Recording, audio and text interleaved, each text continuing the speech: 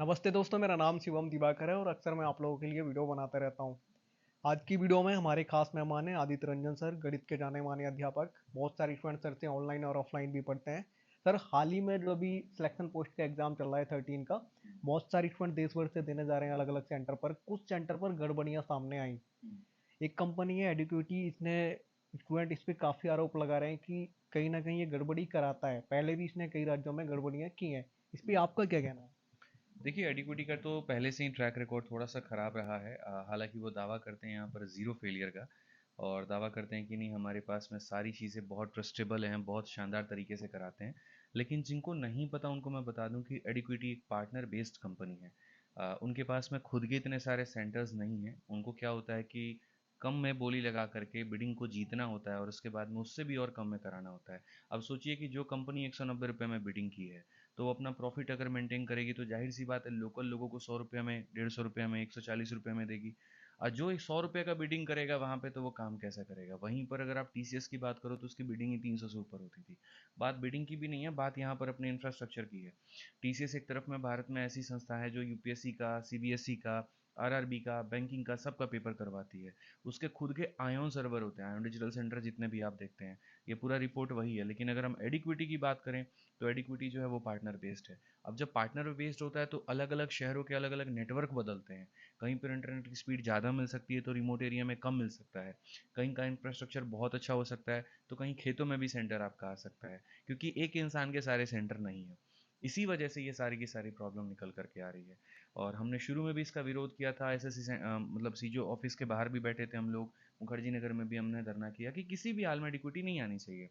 लेकिन उस समय थोड़ी एडिक्विटी ने बदतमीजी कर दी। और एसएससी का भी कहना था कि अभी जब हुआ ही नहीं है तो आप क्यों फालतू की बातें कर रहे हैं, आप तो अफवाह बना रहे हैं। तो हम लोग शांत रहे कि चलो पहले पेपर हो जाने दो, फिर तक उनको हालत ख़राब करेंगे बहुत फिर। सारे स्टूडेंट का कहना ये भी था, टीचर ने ही, सारे टीचरों ने ही टीसीएस को हटवाया। नहीं, टीचर्स कैसे टीसीएस को हटा सकते हैं? हम तो खुद चेयरमैन से इसलिए मिलने गए थे वहाँ पे कि भाई टीसीएस को आप मत हटाओ। क्योंकि हमें भी नहीं पता होता ना। अब जैसे मानो कि हमें सुनने में आया कि टीसीएस हटेगी, एडिक्विटी आएगी वहाँ पे, तो हम तो बिल्कुल इसके खिलाफ थे। आप हमारी सारी वीडियोस को पीछे दिखार कर देख प्ले करके देखिए। एक सिंगल जगह पर अगर मैंने ये कहा हो कि टीसीएस को हटाओ, तो आप मेरे को बताना, मैं पढ़ाना छोड़ दूंगा। पॉसिबल ही नहीं है। हम जब इस बात को शुरू से जानते हैं कि टीसीएस एक ऐसी संस्था है, जब से उसने 2018 से एसएससी का दामन पकड़ा है, एक पेपर भी लीक हुआ हो एसएससी का तो आप मेरे को बताओ। पॉसिबल ही नहीं है वहाँ पे। ठीक है, तो टीसीएस से बढ़िया कोई ऑर्गेनाइजेशन नहीं है। अभी पूरा हम रिपोर्ट कंपैरेटिव एनालिसिस भी कर रहे थे कि टीसीएस वर्सेस यहाँ पर जो है एडिक्विटी का क्या है। तो एडिक्विटी के अगर हम ट्रैक रिकॉर्ड को बताएं, मध्य प्रदेश एलिजिबिलिटी टेस्ट 2022, मध्य प्रदेश पटवारी एग्जाम 2023, महाराष्ट्र का एमबीए एग्जाम 2023, ये सभी एग्जाम्स में एडिक्विटी के ऊपर में सवाल उठे हैं। इनफैक्ट महाराष्ट्र वाला एमबीए एग्जाम तो काफ़ी लंबा कोर्ट केस भी चला था, 150 के करीब में बच्चों ने पिटीशन भी दायर की थी। बाद में उसको खारिज कर दिया गया। मध्य प्रदेश में भी जब जब इन्होंने पटवारी की परीक्षाएं कराई हैं, तब तब वहाँ पर बच्चों की असंतुष्टि भी रही है।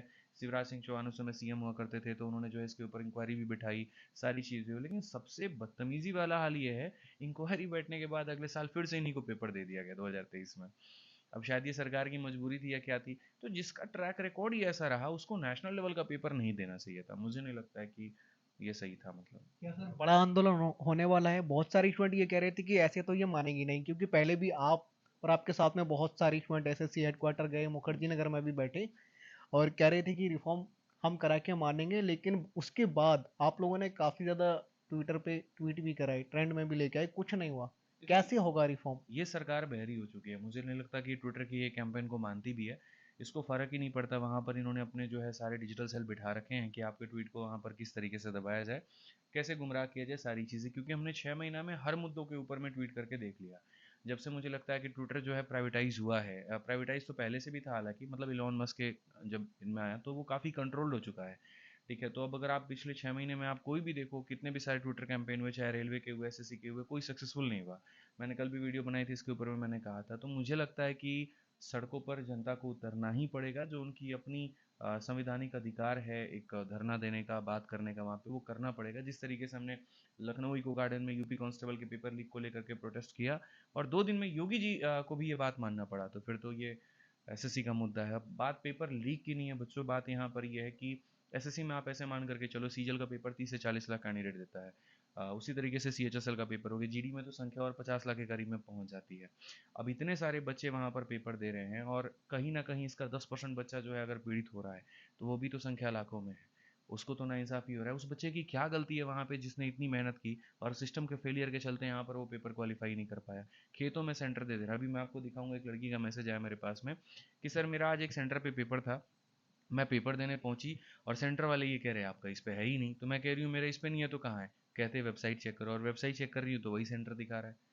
अब ऐसे ऐसे प्रॉब्लम है यहाँ पे। अब इसको एड्रेस कौन करेगा? तो मैंने कहा ना कि ये पार्टनर बेस्ड है और कंप्लीट फेलियर है एडिक्विटी, और कुछ नहीं है। हम लोग इसको टॉलरेट नहीं करेंगे। इसके लिए जो करना पड़ेगा, जैसे बनना पड़ेगा वो करेंगे। और ऑफलाइन प्रोटेस्ट की बात करें आप, तो 31 तारीख को हम लोग प्लान कर रहे हैं। जगह क्या होगी वो आपको बता दिया जाएगा वीडियो के माध्यम से, लेकिन सारे शिक्षक इसमें यूनाइट हैं। क्या सर इसमें खान सर वगैरह भी आने वाले हैं? क्योंकि कुछ लोग कह रहे थे पहले तो खान सर कई आंदोलन में पटना तो नजर आ ही जाते हैं हम्म, सड़कों पे छात्रों के साथ। हम्म, क्या दिल्ली में भी खान सर आपके साथ आएंगे? क्योंकि मुझे लगता है आपकी दोस्ती बहुत पक्की है, शादी भी आप उनके बाद करने वाले हैं। हम्म। मुझे लगता है कि खान सर को बिल्कुल आना चाहिए इसमें। यहाँ पे हमारी तरफ से तो सारे शिक्षकों को कहा ही जाएगा। ठीक है, और कहना क्या है इसमें, मतलब वो कहते हैं ना यहाँ पर कि युद्ध सबका है, तो सबको यहाँ होना पड़ेगा। ब्याह तो है नहीं कि न्योता दिया जाएगा। और खान सर तो ऐसे शिक्षक हैं यहाँ पे जिन्होंने हमेशा बच्चों के दर्द को समझा है, जाना है। हर वक्त पे वो खड़े रहे हैं वहाँ पे। तो इस वक्त में वो बच्चों का साथ कैसे छोड़ सकते हैं? यहाँ पर भी मुझे लगता है वो जरूर आएंगे। सर अक्सर ये देखा जाता है जब सारे टीचर्स जाते हैं, हम्म, क्योंकि स्टूडेंट कमेंट में लिखते हैं सर हम भी आ रहे हैं हम भी आ रहे हैं, लेकिन जब सारे टीचर्स पहुंच जाते हैं चाहे वो एसएससी हेडक्वार्टर हो मुखर्जी नगर हो, तब स्टूडेंट बड़ा कम नजर आते हैं। इस बार स्टूडेंट काफी गुस्से में कह रहे हैं कि हम भी आएंगे। आपको क्या लग रहा है इस बार स्टूडेंट काफी बड़ी संख्या में आने वाले सर देखो, इसमें ना स्टूडेंट्स की थोड़ी सी गलती ये हो जाती है कि वो बात है कि आज जिसका घर जल रहा है यहाँ पे तो बगल वाला सोचता है हमारा क्या टेंशन है, हमको क्या फर्क पड़ता है, उसका जल रहा है जलने दो। लेकिन इस हवा की तेजी को आप नाप नहीं सकते कि अगला घर आपका भी हो सकता है। उसी तरीके से अब जैसे मानिए सीपीओ वाला रिजल्ट है तो सीपीओ वाले ही बेचारे परेशान है, सीजल वाले बातें नहीं करते उसके बारे में, जीडी वाले को कोई मतलब ही नहीं है। लेकिन ये एक ऐसा मुद्दा है जहां पर एसएससी का हर छात्र प्रभावित होगा, चाहे वो सीजल का स्टूडेंट हो, सीएचएसएल का हो, एमटीएस का हो, जीडी का हो। क्योंकि जो वेंडर है वो तो सबके पेपर कंडक्ट करवाएगी। और उस वेंडर की आलम ये, आप सोचो खेतों में सेंटर दे दे रहे हैं, एक ऐसा जगह पर जहां आसपास में कोई मकान नहीं है, कुछ नहीं है। क्या गारंटेड नहीं है वहां पर कि उसके साथ में मैनिपुलेशन होगा?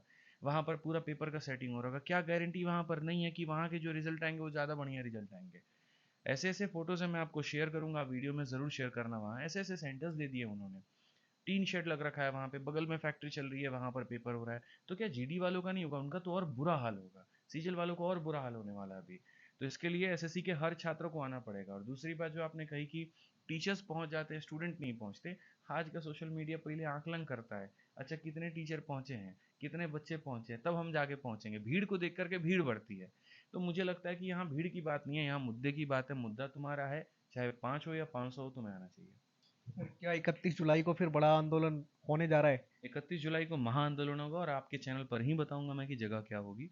अभी हम लोग मिलकर के सारे लोग जगह डिसाइड करेंगे, तब उसके बाद ये महा आंदोलन आगाज किया जाएगा। और हो सकता है शुरुआत दिल्ली से हो, धीरे धीरे पूरे भारत में फैले। सर बहुत सारे स्टूडेंट काफी डिमोटिवेट हो गए जिनका एग्जाम नहीं हो पाया था उस दिन। हम्म। आपका उनके लिए क्या मैसेज रहेगा? वो लोग सोच रहे थे इतनी दूर से तैयारी करके गए थे और वो दिन तो हमारा पूरा खराब सही हो गया। इसमें देखिए मैं कुछ बदल तो नहीं सकता हूँ इतिहास में जाकर के आपके पीछे का कुछ, कि मेरे हाथ में कुछ ऐसा होता, काश मैं ऐसा कर पाता आपके लिए।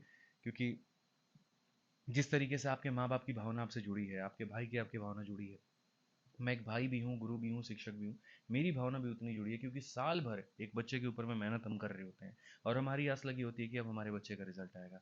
लेकिन जब वो सेंटर पे जाता है, जब वो ये बोलता है कि सर टेक्निकल फेलियर के कारण माउस नहीं चल रहा था, इसके कारण मेरे 5 मिनट बर्बाद हो गए और मैं पेपर नहीं सही से दे पाया, मेरे 4 सवाल छूट गए, तो हमें समझ में आ जाता है कि इसका पेपर इस बार गड़बड़ हो गया।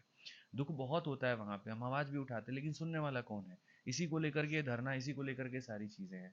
तो जिनके साथ में चलो थोड़ी दिक्कतें हुई, परेशानियां हुई, उनके लिए हम बदल तो नहीं सकते, आने वाले बच्चों के लिए पूरा सारी चीज़ें हम सही ज़रूर कर सकते हैं। और इसी के लिए आपका सहयोग मांगा जा रहा है। बाकी जो बच्चे जिनका पेपर हो गया है, भाई देखो यार, मैं आपसे इतना आश्वासन दे सकता हूँ कि अब आप अगली बार के लिए जो पेपर है उसकी बेहतर तैयारी करो, शानदार तरीके से वहाँ पे तैयारी करो। और जिनका पेपर आने वाला हो, पैनिक मत हो, चीज़ें बेहतर होंगी। हम आपके साथ में, आपके सारे शिक्षक आपके साथ में हैं, कहीं पर कुछ भी गलत नहीं होने देंगे। बस ये होता है ना भाई शिवम भाई, थोड़ा सा कि बच्चों का सपोर्ट रहता है ना यार, थोड़े ज़्यादा संख्या में बच्चे होते हैं, टीचर्स भी होते हैं, लोग सुनता। अब आप जैसे महाराष्ट्र एमबीए वाला एग्जाम ही देख लो, इसमें यहाँ पर सीधा पूरा वर्डिक्ट में ये लिख रखा है कि कोर्ट ने बाद में ये करके टाल दिया कि 150 बच्चों के लिए हम क्या सुनवाई करें जहाँ 1 लाख बच्चों ने पेपर दिया है। तो ऐसी ऐसी भी बातें हो जाती है, न्याय तो ऐसे हो जाता है, ख़त्म हो जाता है, या तो चीज़ें टाल दी जाती हैं। ठीक है, तो बाद में इतना लोग थक जाते हैं कि खुद ही नाम कटवा लेते हैं, अगली बार के लिए तैयारी करते हैं। तो अगर आप चाहते हैं कि कम समय के अंदर में बदलाव हो तो भारी से भारी संख्या में पहुंचिए। ओके। दोस्तों, आप इस बारे में क्या सोचते हैं? कमेंट बॉक्स में लिख करके जरूर भेजिए और ये वीडियो ज़्यादा से ज़्यादा स्टूडेंट तक शेयर कीजिए।